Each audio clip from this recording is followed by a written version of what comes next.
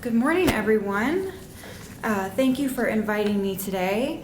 I'm here to talk about Telling Our Story, a digital resource for the home and school.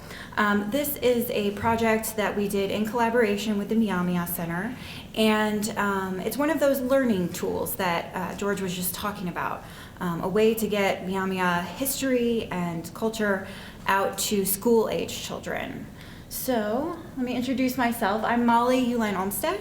I'm a project director at the Ohio Historical Society. The two major projects that I direct are also related to American Indian history. The Bridging Cultures at Community Colleges Native Americans in the Midwest project, which provides professional development to community college faculty throughout the Midwest. The Oklahoma and Ohio Exchange, which is a partnership with the Eastern Shawnee of Oklahoma to create, again, curriculum resources for teachers.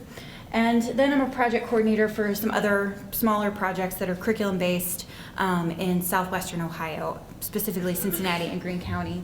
And then my bona fides, I have a Master of Arts Policy and Administration, Museum Ed, and then in my past life, I had a Bachelor of Fine Arts, which I don't really use that much. Surprise, surprise. So this resource it's a website, it's all online. The URL is teachingmyaamiahistory.org, and I do have some flyers at the back, so please come back and see me at one of the breaks today to get a flyer about the resource. And I went ahead and threw the landing page up here just so you could sort of get a view of what it looks like. It's laid out in chapters. And the source is it's meant to provide teachers and homeschoolers and just community members with curriculum for teaching Myaamia history for grades 3 to 12. And we have the grades on there because it is aligned to our state academic standards, but it's really a resource that could be used for anyone who wants some additional background on Myaamia history and how that history interweaves and sometimes challenges our dominant American historical narrative. And we built the project based on a platform that we developed for a fourth grade textbook for all Ohio fourth grade students. It's the Ohio is America e-textbook. George Ironstrack had approached us with some funding from a previous Teaching American History grant. And these were grants that were designed to teach, quote, traditional American history, which we at the Ohio Historical Society got really good at twisting that word traditional to include histories that were sort of not part of the dominant narrative. He had some money left over from this grant and he wanted to use it in order to develop curriculum resources. So he approached my boss, Stacia Kusieski, then Director of Educational Partnerships and Outreach, now Director of Outreach at the Ohio Historical Society, and we proposed to her that we make the resource digital and online so that it would be accessible to as many people as possible. If you had an internet connection, you could access this resource. So we decided to use this Ohio is America textbook model. Ohio is America is a fourth grade textbook we launched in 2012, updated 2012 to 2013, and it's currently used by 10% of all fourth grade students in Ohio, a number that we're hoping to bump up thanks to some generous grant funds from the Department of Education. We also designed an 8th grade supplement for it, this right here, and we felt that this would probably be a better model for the Myaamia curriculum, just because we weren't trying to cover quite as much breadth of information in this first phase. And so we ended up using a lot of the resources that had already been developed at the Myaamia Center in order to put together the final resource. These are the people that worked on the project: George Ironstrack, myself. We contracted with Margaret Brennan and Amy Crosby, two Ohio teachers that we had worked with in the past, to both help develop the lesson plans and then vet them for grade level appropriateness. We really were asking them for educational formats and pedagogy as opposed to historical accuracy. We really relied on George for the historical accuracy and the language components for Myaamia history. Mary Bezbachenko, also at the Ohio Historical Society, helped us vet those resources. Mike Reidinger from Info Ohio, and I've got our little logos there, was our web designer, and a very patient web designer as we tried to figure out what we wanted. And then Nathaniel Dotsie and also Andrew Strack helped us with web editing and uploading and all of that wonderful stuff. So what we ended up doing was developing a feedback loop so that the materials could be, again, vetted for grade level appropriateness, but also for historical accuracy. And the final stage was formatting and uploading. So you can imagine how enjoyable that was, making sure headers line up and that pages link to the pages they're supposed to. We divided it up into these chapters, and George had presented the outline to us when he presented the project. And it was a list of topics that the Myaamia Center hoped to fully cover. Right now, we're still in sort of a phase 1, so we don't have all of the content that we, in the end, would like to have. But it divided the information up into 7 chapters, laying out a chronology from emergence to today. And each of these timeframes was then divided into topics.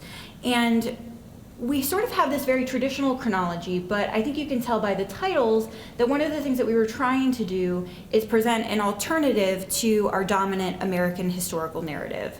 We really wanted to tell American history from the viewpoint of the Myaamia people, as opposed to sort of what you would find in a traditional American history textbook. The reason we did this is to give it sort of a broader appeal. If I am a 4th grade history teacher or social studies teacher, it will be interesting for me to present to my students sort of a counter narrative to what we traditionally teach. So it won't be just useful for Myaamia families and teachers, but also for any sort of traditional social studies teacher who wants to challenge that dominant historical narrative. And in order to make it appeal to those teachers, we went ahead and did our due diligence and aligned it to the standards.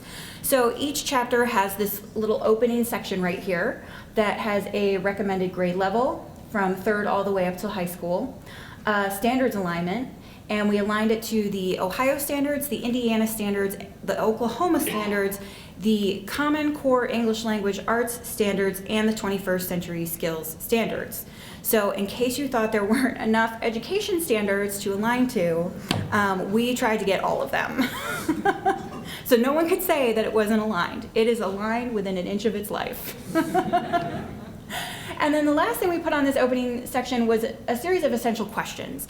And these essential questions are meant to be sort of overarching concepts that get students in a broader mindset of what the chapters are going to cover, what the topics are. So it's not sort of fact-based questions, but more theory-based questions. And then I'm going to now just sort of go through, rather than do it actually online, because internet can be touchy sometimes. I went ahead and pulled out screenshots and sections, so we'll just go through it on the PowerPoint. I'll sort of give you the grand tour of what the resource looks like so that when you go and log on later, you sort of have an idea of how to navigate through the different pages. So the contents of each chapter, each of those 7 chapters, includes an introduction, a set of readings, primary sources and artifacts, 2 sets of activities, and then an additional resources section and a concluding section.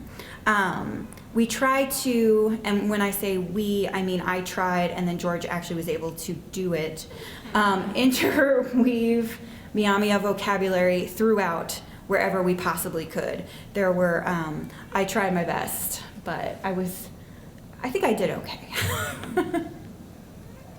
So the first section is an introductory section, and I really appreciate that in George's presentation he was talking about the difference between testing knowledge and testing the ability to do or to think or to perform.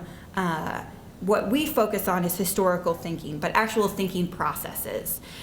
We often talk about skills-based education, that it's great to give a kid a bunch of facts about a topic because then that kid will be really smart about that topic. However, if you give the kid the skills to seek out the facts on his or her own, then those skills will apply to any topic. So they won't just be limited to the factual knowledge you've given them, they'll be able to go and seek out knowledge on their own. And in addition to that, question and challenge that knowledge and analyze it for its appropriateness to their own lives. So these first introductory activities and all the activities throughout go beyond just something that would be like a multiple choice or the absorb and then regurgitate facts. So with our first introductory activities, we're looking for a stage setting. We want to present one of the topics that's going to be introduced throughout the chapter, but more so than that, we want to engage students in those historical thinking skills. We want to gauge their background knowledge, and we want them to look at things, at strategies like analyzing primary source materials and historical materials, making inferences, identifying bias, and these are all skills that students will need throughout the textbook, but also in their English language arts and social studies classrooms, and throughout their educational journey from henceforth. Each of these activities has, way down at the bottom, I don't know if all of you can see that, but you'll see it on other pages. Each of these activities also has a downloadable version, so you can see it online, but then if you were a teacher who wanted to pass it out to the class, you could click on it, get the PDF, and make your copies and pass it out. This makes it accessible without a internet connection, which is something that was important as well. The next section we have our readings section. Basically, you would click on the list there. It would take you to a page that looks like this. Again, we have the PDF version that would bring you to a page like this. The readings are a combination of stories from the Myaamia and Peoria Narrative and Winter Stories collection right there.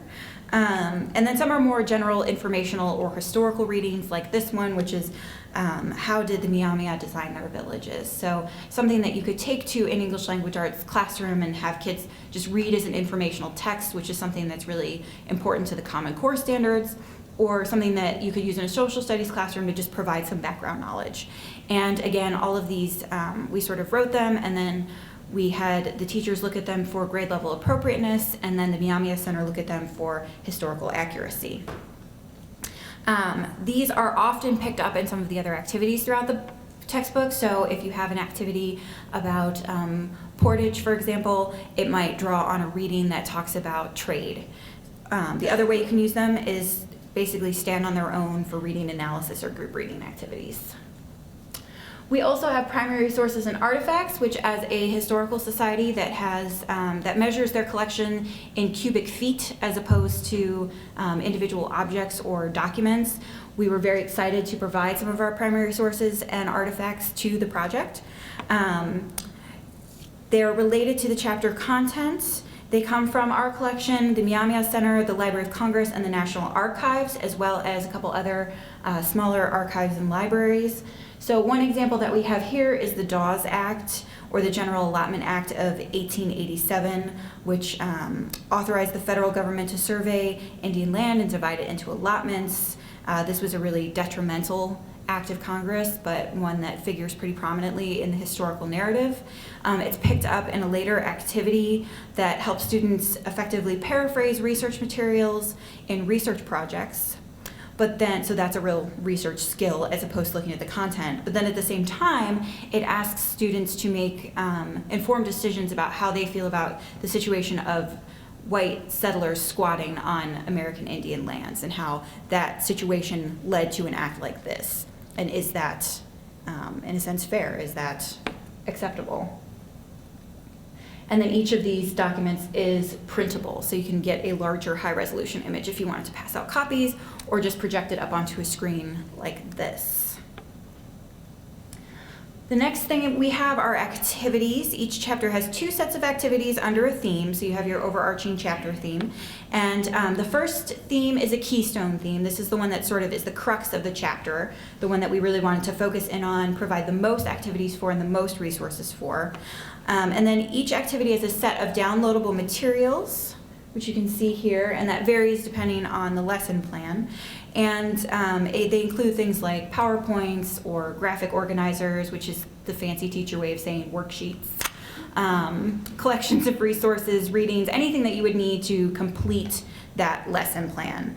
The lesson plans are meant to engage students, again, in historical thinking strategies like chronological thinking, spatial thinking, geography skills, map reading, primary source analysis, historical empathy, which I think is especially important, the ability to think about a group of people in the past and sort of understand what they're going through. The best example I like to give is the cell phone example, that people in the past did not have cell phones. So when you think about communication over vast spaces of land, it took a whole lot longer to get information from one person to another. Having kids understand that, internalize that, can be really, really challenging.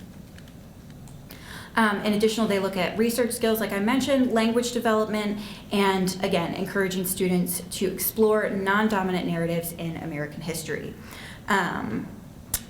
Each lesson has a list of materials that the teacher or instructor would need, or the students would need in order to complete the lesson, instructional procedures, teacher preparation, learning objectives, vocabulary, extension activities. So we've done this activity, I want to take it a little further, where can I go with it? Differentiation strategies for students who may be a little bit more advanced learners or a little bit behind the curve.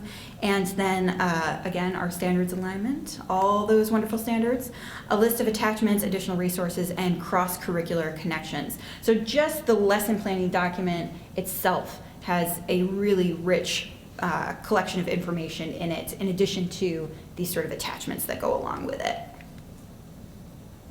Our additional resources page, we treated this as both a bibliography for the resources that we used in order to create the lessons and activities, but also as a place to find suggested materials, approved and vetted materials.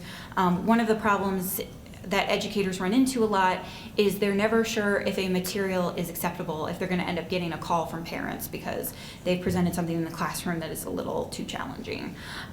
We put resources on here that we felt were appropriately challenging. So things that teachers can access to help them teach the lessons. We also dated each of the resources. The internet is very changeable, and sometimes resources will disappear off the web. So as this resource expands and grows, we wanted to be able to check back on these additional resources, check the dates on them, make sure that they were still relevant, make sure that they still existed if it was a web resource. So that date helps us gauge how current our additional resources are. And then we have a concluding activity. And this is another activity that is meant to gauge understanding, but not in sort of the list of facts that a student is able to rattle off after they've completed the materials, but in a way that's more complex and measures the actual thinking strategies that students were engaging with throughout the chapter. So this one is a great example. Some of you can see it, some of you over here probably can't.